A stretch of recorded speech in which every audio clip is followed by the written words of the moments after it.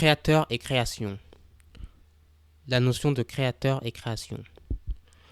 Quand je vous dis créateur, on pense tout de suite à ces grands artistes en tout genre, à ces innovateurs, à ces penseurs, à ces avant-gardistes, mais on pense beaucoup moins à Dieu, qui est le plus grand créateur qui soit, et le créateur originel, la source de toute chose. Quand je vous dis création, on pense tout de suite à ces tableaux de grands maîtres, à l'innovation, au progrès, mais on pense beaucoup moins à nous. Pourtant, on est bel et bien la création d'un créateur. À ce titre, on n'est pas différent d'un tableau de Vinci ou d'une sculpture de Rodin. La différence qu'il y a entre Dieu d'un côté et Vinci ou Rodin de l'autre, c'est que Vinci ou Rodin n'ont pas pu insuffler une conscience à leurs œuvres après les avoir terminées. Dieu, lui, a pu le faire. Là est toute la différence. Qu'on y croit ou qu'on n'y croit pas, qu'on en soit conscient ou pas, on est bel et bien l'une des créations d'un créateur, en l'occurrence Dieu. La création ne décide pas d'être ou de ne pas être. Elle subit la volonté intime de son créateur. La Joconde ne décide pas d'être ou de ne pas être. Elle subit la volonté intime de Vinci qui veut qu'elle soit. Humains que nous sommes, nous ne nous appartenons pas à nous-mêmes, mais à notre créateur qui a voulu qu'on soit. Notre conscience, qui est le souffle divin de notre créateur, doit initialement servir sa volonté ou son plan. Et ce malgré le fait d'avoir été généreusement doté d'un libre arbitre parfait. On a le choix de suivre sa volonté initiale ou de s'en défaire. Tout en gardant à l'esprit que chaque acte a ses conséquences et sa rétribution. Et ce de manière consciente ou inconsciente. Un avantage ou un privilège vient forcément avec une responsabilité et ses conséquences. On est les artisans de notre propre destinée. Moi comme vous, j'ai pas décidé d'être ou d'exister, j'ai subi la volonté intime d'un créateur qui a voulu que je sois.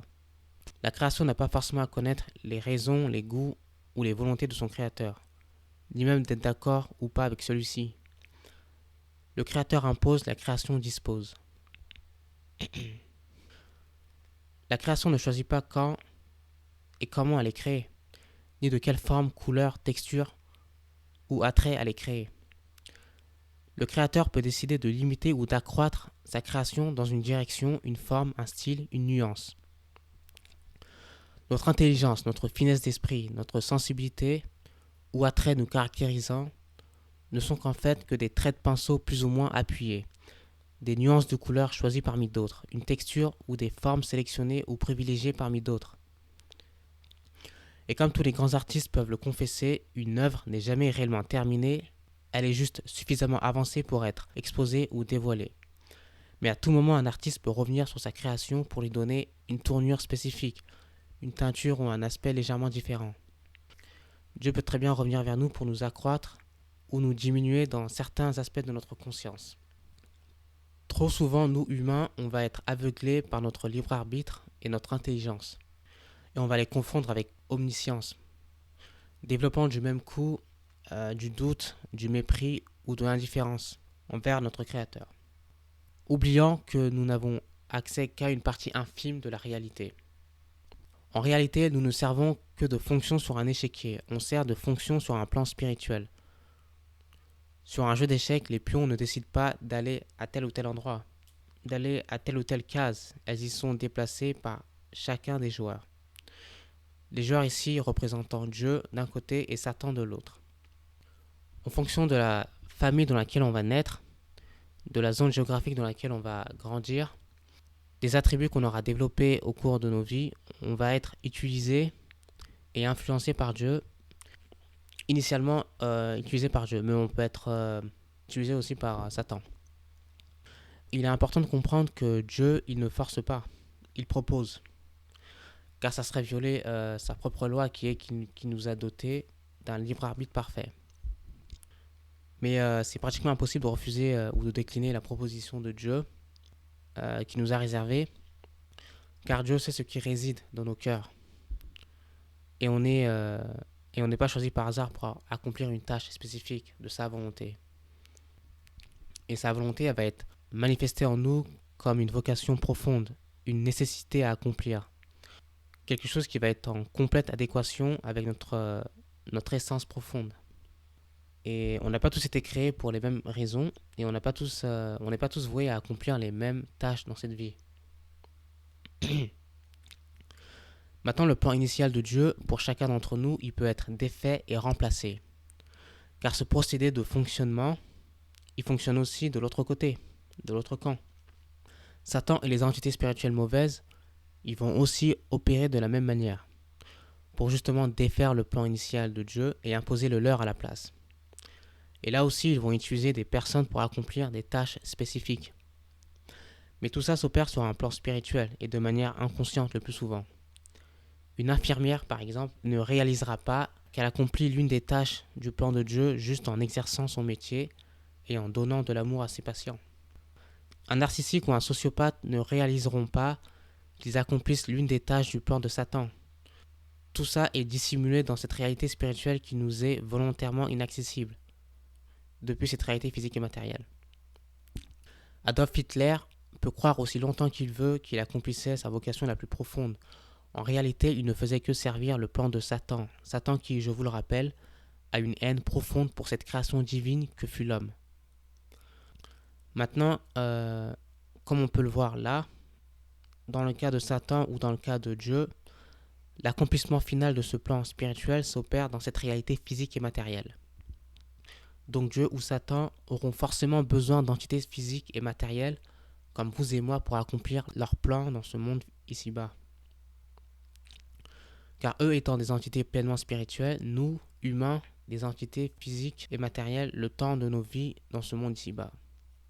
C'est pour ça que Satan et les démons, malgré le fait qu'ils aient une haine profonde pour l'humain, ils auront quand même besoin d'humains pour accomplir leur plan dans ce monde ici-bas. Humains qu'ils vont influencer ou posséder, et par le même biais bloquer et supplanter certaines fonctions naturelles de l'âme, comme la bienveillance ou l'empathie, qui sont en réalité des traits de caractère divins qui nous viennent de notre âme, et par extension qui nous viennent de Dieu. Dieu de son côté se contentera de nous influencer tout en respectant notre libre arbitre, car nous disposons déjà suffisamment de ce qu'on a besoin pour accomplir son plan, car après tout c'est lui qui a créé notre âme. Mais j'aurai le temps d'expliquer tout ça dans une autre vidéo en détail, notamment sur le fonctionnement des influences spirituelles sur nous. Alors inconsciemment, on pense que c'est que lorsqu'on va mourir qu'on va finalement comprendre ou découvrir certaines vérités élémentaires de nos vies. Alors que pas du tout. Il y a pas mal de personnes qui ont été touchées par la grâce de Dieu alors qu'ils sont encore ancrés dans ce monde physique et matériel. Il y a aussi des gens qui nous ont quittés et qui sont revenus à ce monde, ayant été complètement transformés par l'expérience qu'ils ont vécue. Il y a des personnes qui n'ont plus aucun doute sur l'existence de Dieu et sur les vraies réalités de nos vies. Et j'en suis bien placé pour le dire. L'une des questions qui peut se poser alors, c'est pourquoi Dieu n'empêche tout simplement pas Satan et les démons d'agir? Après tout, il est le créateur de toutes choses, y compris des démons, et il est omniscient sur toutes choses. Ce concept, il est un peu difficile à comprendre pour nous humains, mais Dieu c'est un peu la perfection parfaite, et de ce fait, Dieu ne pourra jamais revenir sur l'une de ses paroles ou l'une de ses lois, car la parole de Dieu fait office de loi automatiquement. Donc Dieu ne pourra pas revenir sur l'une de ses lois après les avoir établies. On peut comparer ça à la constitution d'un État ou les lois piliers d'une nation, qui sont tout simplement inviolables. Donc Dieu, il a doté l'humain et certains anges d'un libre arbitre parfait. Et Dieu ne pourra tout simplement jamais revenir sur cette loi divine, même quand l'une de ses créations se retourne contre lui. Ce que fut le cas pour les démons. Donc Dieu, il ne peut pas nous forcer à quoi que ce soit non plus. Il ne peut pas pénétrer notre conscience pour nous faire faire quelque chose, même si c'est pour notre bien. Ça serait violer l'une de ces lois qui est qu'il nous a dotés d'un libre arbitre parfait. Donc il ne pourra aussi jamais nous forcer à l'une de ses bénédictions. Il nous la proposera toujours. C'est ensuite à nous de la prendre ou de la décliner. Si on a raté l'une de ses bénédictions, Dieu reviendra vers nous à une autre occasion pour nous la reproposer, mais il ne nous la forcera jamais. Et il faut comprendre que quand Dieu nous propose une bénédiction, c'est pour améliorer notre vie ou répondre à ce qu'on lui a demandé à travers nos prières. Mais aussi parce qu'on lui a été un bon élément et qu'on s'est efforcé de rester dans le droit chemin malgré les erreurs et péchés qu'on a pu commettre ici et là. Mais tout ça doit aussi rentrer dans son plan. Car le plan de Dieu, il a prévalence sur le nôtre. Donc Dieu, il répondra à ce qu'on lui demande une fois qu'on aura répondu à ce qu'il nous demande. Donc nous, dans la vie de tous les jours, on a nos projets, on a nos plans, qui sont en réalité superficiels comparés aux plans et projets que Dieu, il a pour nous dans cette vie.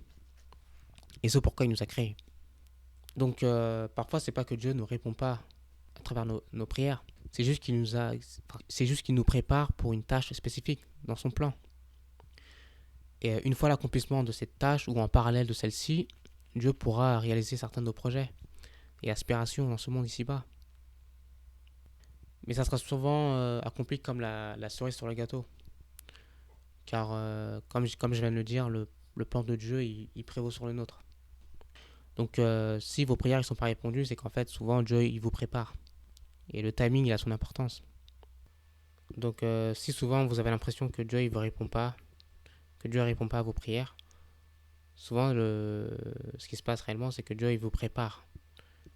Il vous prépare à la tâche qu'il vous a réservée pour cette vie. Donc des fois il va pas, c'est pas qu'il nous entend pas quand on le prie, mais c'est que il y a d'autres choses plus importantes que nous on voit pas forcément. Mais il y a d'autres choses plus importantes qui s'opèrent dans la sphère spirituelle. Mais bon, tout ça, si vous êtes déjà sous surveillance et influence de Dieu, si vous êtes déjà sous protection et influence de Dieu. Car si vous êtes sous influence démoniaque, Dieu il pourra pas répondre à vos prières ou vous influencer. Il faudra d'abord se défaire de cette influence démoniaque. Maintenant, le but des prophètes à travers l'histoire, ça a toujours été de réitérer cette vérité ultime de l'existence. Et ce malgré l'adversité, la déviance et l'hostilité de ce monde. Et ce que je suis en train de faire là, ça peut être considéré comme prophétique. Car je ne fais que réitérer cette vérité ultime qui a déjà été réitérée avant moi et qui continuera d'être réitérée après moi, aussi longtemps que ce monde existera. Les avis, opinions et autres perceptions sont multiples, mais la vérité ultime, elle n'est qu'une. Et cette vérité-là, elle est portée, haute et dévoilée par les serviteurs de Dieu d'un côté, et repoussée et camouflée par les serviteurs de Satan de l'autre, et ce de manière consciente ou inconsciente. Il est aussi important dans cette vie de pouvoir démêler et discerner les choses, car un prêtre, un pasteur ou un imam peuvent très bien être sous influence démoniaque, sans qu'on puisse s'en rendre compte, ou clairement l'identifier. Et inversement, une personne se disant athée peut très bien être sous influence divine et avoir été choisie par Dieu pour accomplir une tâche spécifique dans ce monde. Parfois, le simple fait de descendre d'une personne pieuse ayant été reconnue et bénie par Dieu peut être suffisant pour être choisi par Dieu, même si la personne en question, même si la personne choisie en question, elle se déclare athée. Car de manière inconsciente et sur un plan spirituel, son âme, elle est bel et bien sous protection et influence divine. Donc voilà, c'est tout pour cette vidéo, je vous dis à la prochaine.